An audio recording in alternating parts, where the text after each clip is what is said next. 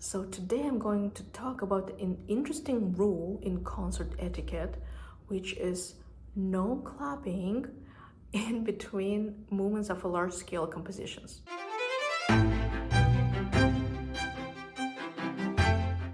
Have you ever attended a symphony concert or a solo recital and you're not sure when you're supposed to applaud?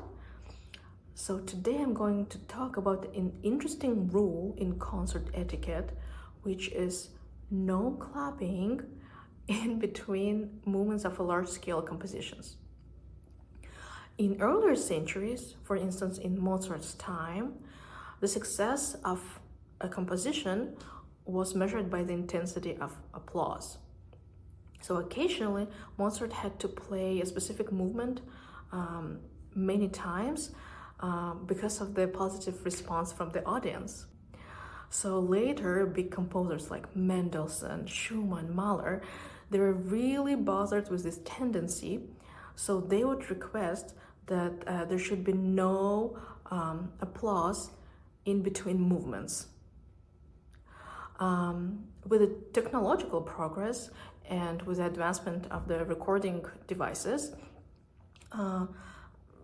the applause were omitted because it would be considered as extra noise in the recordings, and recording companies wanted one unified composition rather than separated specific movements. So the question is still there: to clap or not to clap?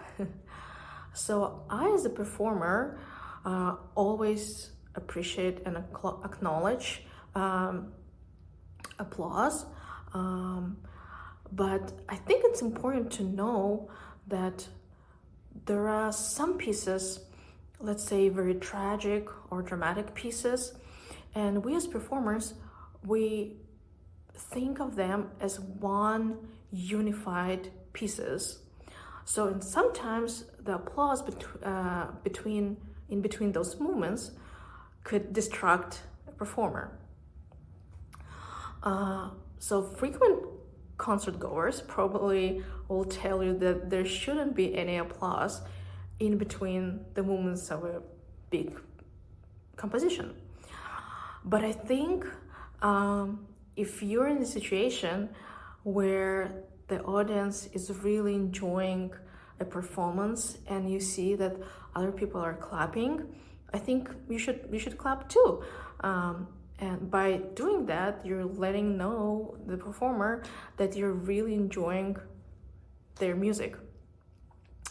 But I think it's also important to check the program of the concert and to see if it's a multi-movement piece or it's a single movement piece, and what kind of piece is it.